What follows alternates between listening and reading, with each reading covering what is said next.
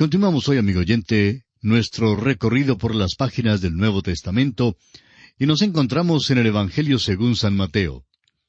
En nuestro programa anterior concluimos con la segunda tentación de Jesús, o sea, la tentación que describimos como tentación espiritual. Nos corresponde hoy la tercera tentación, o sea, la tentación psicológica.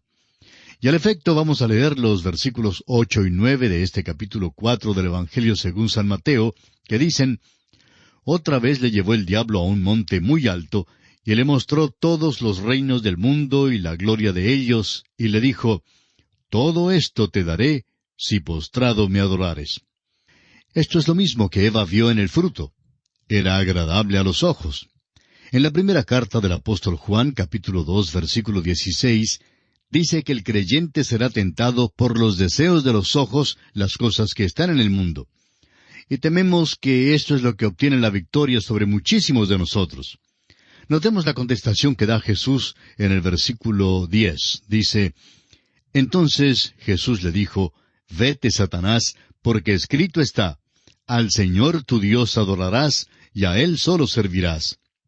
Está citando de Deuteronomio capítulo 6, versículo 13 y 10, 20.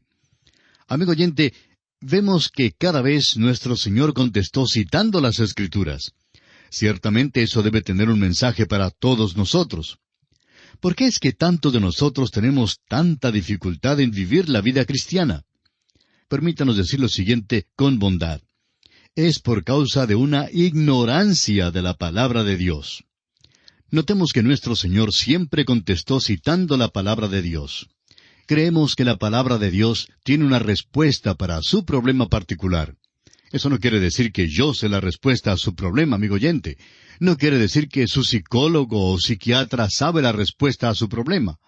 Dios tiene una respuesta para su problema y se encuentra en su palabra. Por esa razón debemos conocer mucho mejor al libro de los libros que lo que ahora lo conocemos. Creemos que es interesante notar que el Señor Jesús contestó a Satanás cada vez con la palabra de Dios.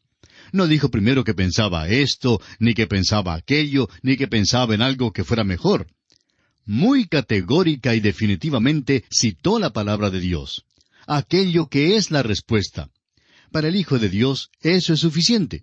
Y a propósito, parece que el diablo también cree que es una respuesta muy buena. Notemos lo que dice en el versículo 11. El diablo entonces le dejó, y he aquí vinieron ángeles y le servían.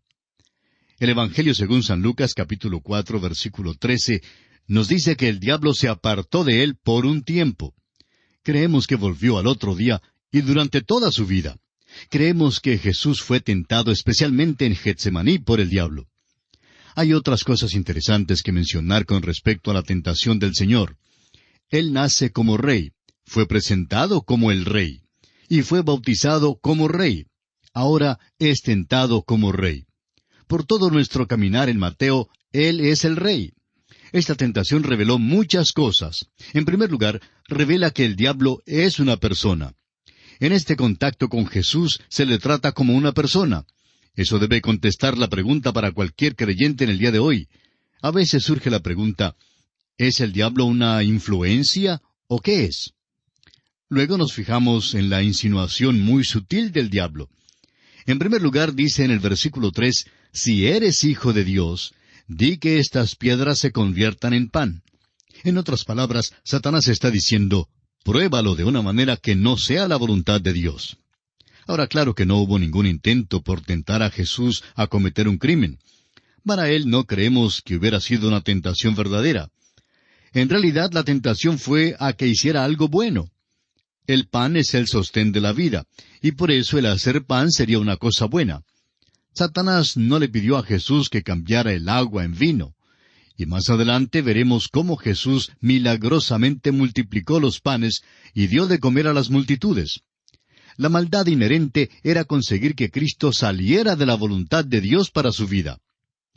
Así vemos que el Señor Jesús respondió al diablo con la palabra de Dios en todas las tentaciones. Cada vez usaba la espada del Espíritu para enfrentarse con el enemigo de Dios.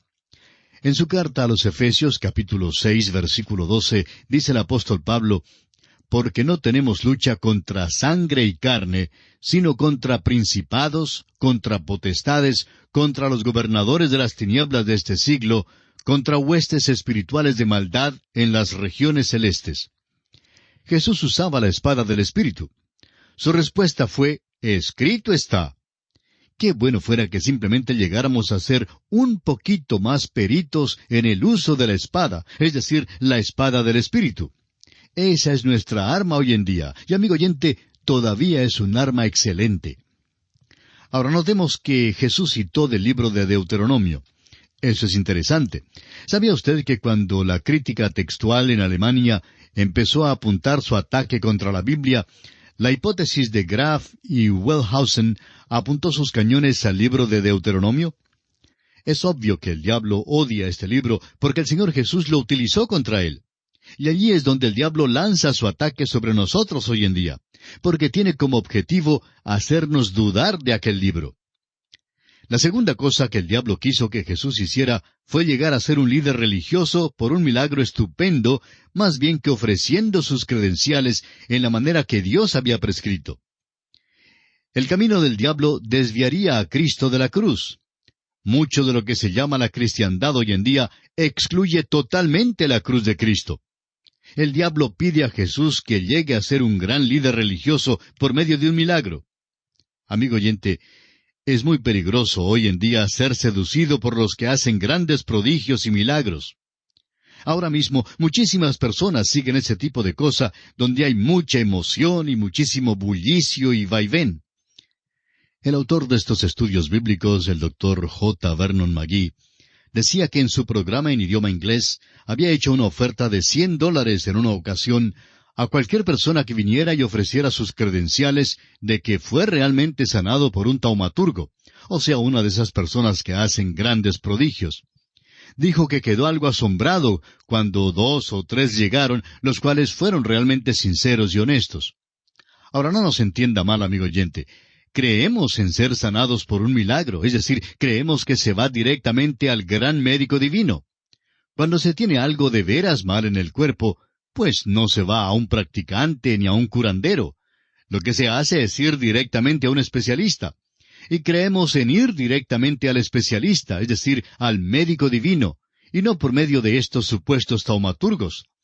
Ningún hombre puede hacer milagros por sí solo, ni aun el Señor Jesús llegaría a ser un líder religioso de la manera en que el diablo quiso que lo fuese. Ahora notemos que el diablo volvió y citó la Escritura también. Dijo, tomando las palabras del Salmo 91, 11 y 12, «A sus ángeles mandará acerca de ti, y en sus manos te sostendrán, para que no tropieces con tu pie en piedra». El diablo hace bien en citar la Escritura, pero no fue muy exacto.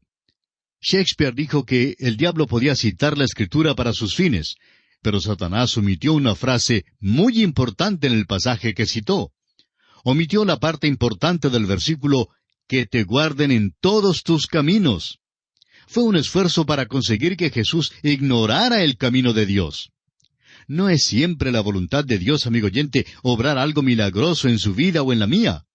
No se puede forzar a Dios a que haga alguna cosa. Dios no es un joven que lleva telegramas. No se le puede mandar.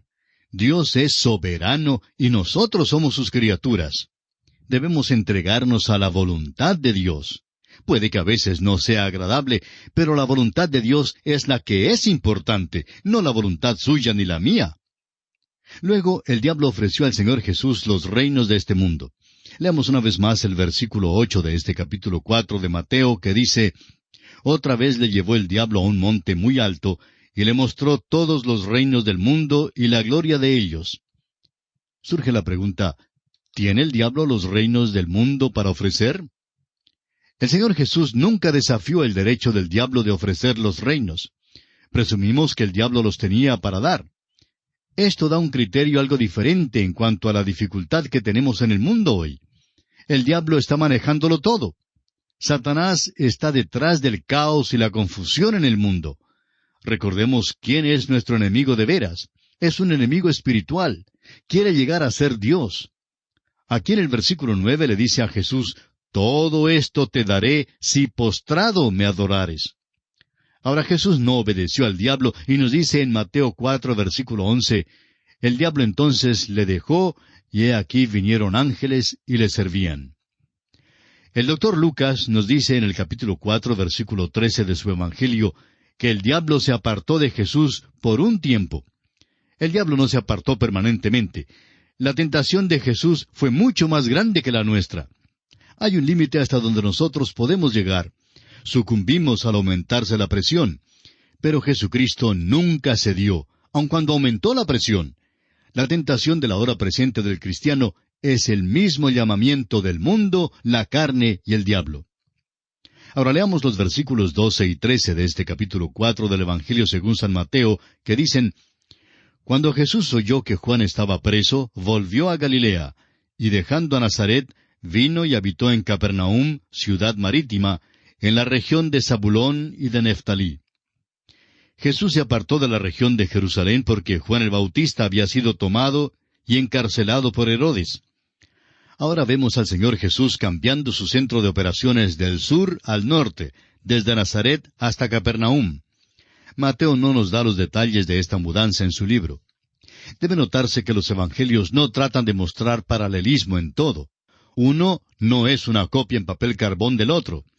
El esfuerzo de armonizar los evangelios es una equivocación grande. Cada libro se escribe con un fin definido. Ninguno de ellos debía ser una biografía del Señor Jesús. Cada libro presenta ciertos aspectos para alcanzar a una cierta sección de la familia humana. Mateo fue escrito para alcanzar al elemento religioso y es principalmente para la nación de Israel. Mateo nos da la razón por la cual Jesús cambió su centro de operaciones. En primer lugar, encontramos que Jesús fue rechazado en el pueblo donde se crió. Todo lo que relata Mateo sirve para mostrar que el Señor Jesús es el cumplimiento de la profecía del Antiguo Testamento. La mudanza desde Nazaret a Capernaum fue para un fin definido, como se demuestra en los versículos siguientes. Leamos los versículos 14 al 16. Para que se cumpliese lo dicho por el profeta Isaías cuando dijo, Tierra de Zabulón y tierra de Neftalí, camino del mar, al otro lado del Jordán, Galilea de los gentiles. El pueblo asentado en tinieblas vio gran luz, y los asentados en región de sombra de muerte, luz les resplandeció. Cristo se mueve según la profecía dada en Isaías 9, 1 y 2, y en Isaías 42, 6 y 7. Capernaum llegó a ser su centro de operaciones y continuaba haciéndolo hasta que fue a Jerusalén la última vez para ser crucificado.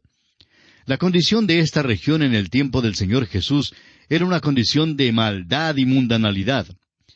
Era un lugar maravilloso junto al mar de Galilea, y fue llamado Tierra de los Gentiles porque muchos habían llegado allí del Imperio Romano. Los habitantes de Capernaum estaban cerca de Jerusalén, pero lejos de Dios. La gran luz del Señor Jesús resplandeció sobre ellos, y su misma presencia creó una responsabilidad para ellos. Presenciaron muchos de sus milagros, pero había poco resultado. Luego, en Mateo capítulo 11, versículos 20 al 24, el Señor Jesús pronuncia juicio sobre ellos cuando dice, «¡Ay de ti, Capernaum!». En Capernaum, Jesús empezó donde Juan el Bautista había dejado de predicar. Leamos el versículo 17. Desde entonces comenzó Jesús a predicar y a decir, «Arrepentíos, porque el reino de los cielos se ha acercado». El mensaje de Jesús era, «Arrepentíos, vuélvanse, venid a mí, porque el reino de los cielos se ha acercado». Ahora el mismo rey en persona dijo eso. No se puede tener un reino sin un rey. El reino de los cielos es el reino de los cielos aquí en la tierra. Esto es lo que Jesús traerá a esta tierra algún día. Esta tierra será un cielo algún día para un pueblo terrenal y entrarán a la eternidad aquí mismo en la tierra. Ahora Jesús empieza a reunir a sus discípulos. Notemos en los versículos siguientes, 18 y 19, que dice, «Andando Jesús junto al mar de Galilea, vio a dos hermanos, Simón, llamado Pedro, y Andrés su hermano, que echaban la red en el mar, porque eran pescadores. Y les dijo, Venid en pos de mí, y os haré pescadores de hombres». En los Evangelios, el Señor hace por lo menos 3 llamamientos a estos hombres, o quizá fuera más exacto decir que 3 encuentros tuvieron lugar entre Cristo y estos hombres. La primera reunión la tuvo en Jerusalén, como lo veremos en Juan, capítulo 1, versículos 35 al 42. La segunda reunión ocurrió junto al mar de Galilea, y es aquí donde el Señor Jesús los llama. Luego encontraremos que los llamó una vez más a ser apóstoles. Lo maravilloso es que llamó a hombres humildes como estos, y esto nos revela que puede usarnos también a nosotros, a usted y a mí, amigo oyente. Cuán maravilloso es saber que no llama a los hombres perfectos. Él llama a gente simple a que le sirva. Note que dijo, venid en pos de mí, y os haré pescadores de hombres. A usted quizá no le dé el oficio de pescador, porque usted no es pescador, ya que se encuentra en otro oficio. Bueno, Dios lo utilizará, no importa cuál sea su talento. Hace años había una señora miembro de una iglesia que hacía unas tortas muy sabrosas. Ella se lamentaba del hecho de que tenía un impedimento en el habla. Su pastor le dijo, ¿no se le ha ocurrido jamás a usted que es posible que el Señor quiera que usted esté en la iglesia para hacer tortas? Alguien dirá, pues eso es ridículo. Pero no lo es, amigo oyente. Lo importante es que cualquiera que sea su talento, Dios lo puede usar si deja que Él lo use. Aun si usted cree que no tiene talento, Dios puede usarlo. No es que todos hacemos la misma cosa, porque todos no tenemos el mismo don. El cuerpo de Cristo tiene muchos miembros, y todos no son iguales. Volviendo ahora al texto, notemos lo interesante que eran estos hombres que Jesús llamó. No vamos a entrar en detalles aquí acerca de estos discípulos, porque nos familiarizaremos más con ellos en los otros evangelios. Pero notemos su reacción cuando Jesús les convida a seguirle. Leamos ahora los versículos 20 al 23 de Mateo capítulo 4. Ellos entonces, dejando al instante las redes, le siguieron. Pasando de allí, vio a otros 2 hermanos, Jacobo, hijo de Zebedeo, y Juan su hermano, en la barca con Zebedeo su padre, que remendaban sus redes, y los llamó. Y ellos, dejando al instante la barca y a su padre, le siguieron. Y recorrió Jesús toda Galilea, enseñando en las sinagogas de ellos, y predicando el evangelio del reino, y sanando toda enfermedad y toda dolencia en el pueblo. Amigo oyente, Jesús sanó literalmente a miles de personas en aquel día. Mateo se especializa en dejarnos saber eso. Si hacemos caso al texto, encontraremos que sus curaciones no fueron meramente unos pocos casos aislados. Miles de personas fueron sanadas, y esa es la razón por la cual nunca dudaron de sus milagros. Sigamos adelante ahora con los versículos 24 y 25. Y se difundió su fama por toda Siria, y le trajeron todos los que tenían dolencias, los afligidos por diversas enfermedades y tormentos, los endemoniados, lunáticos y paralíticos, y los sanó. Y le siguió mucha gente de Galilea, de Decápolis, de Jerusalén, de Judea, y del otro lado del Jordán. Notemos las multitudes y los lugares de donde vienen. Algunas personas llegaron de Galilea, llegaron de Decápolis, 10 ciudades al lado oriente del río Jordán.